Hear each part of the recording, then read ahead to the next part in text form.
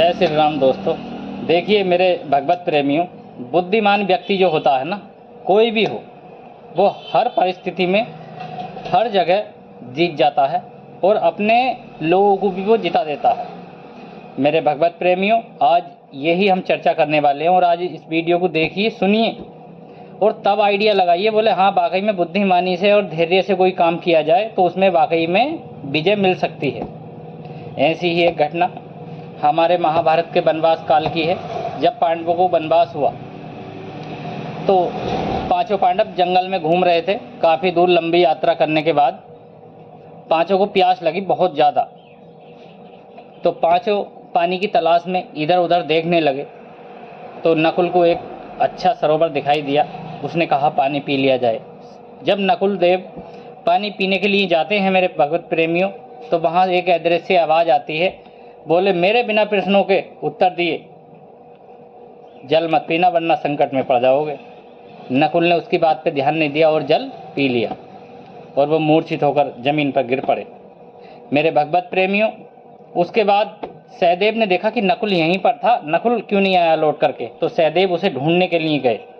तो सहदेव ने जब उसे देखा तो वो मूर्छित पड़े हुए थे।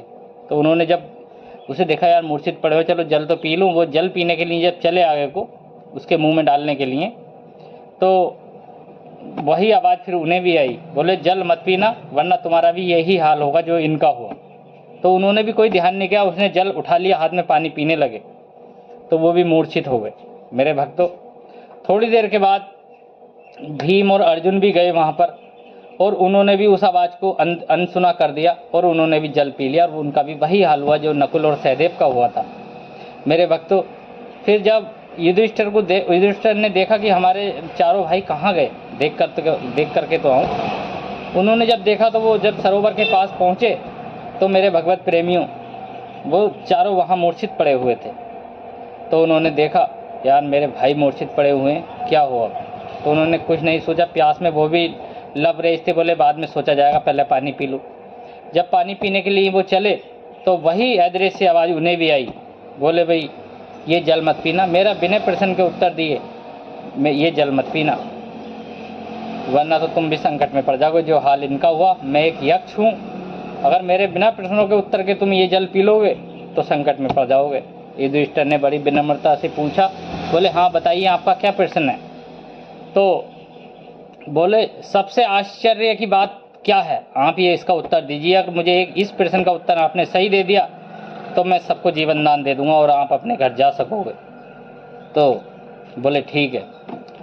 युधिष्ठिर महाराज ने, जिन्हें धर्मराज भी हम लोग कहते हैं मेरे भक्तों, मेरे भगवत प्रेमियों, वो बोले हर आदमी को मृत्यु होते हुए देखता है।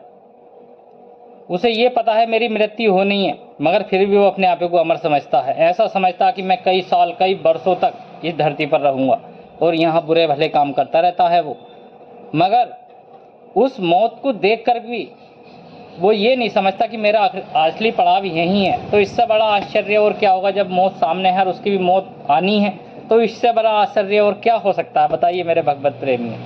तो जब उन्होंने ये बात कही तो उस यक्ष को ये प्रश्न का जवाब अच्छा लगा और मेरे भगवत प्रेमियों, यक्ष बोला मैं आपके जवाब से संतुष्ट हूँ, इसलिए मैं आपके सब भाइयों को जीवन दान देता हूँ। तो उनके सब भाई जो है उठ करके बैठे हो गए और सब सही हो गए, सब ने जल पिया और अपने आप वनवास काल के आगे के लिए वो निकल दिए।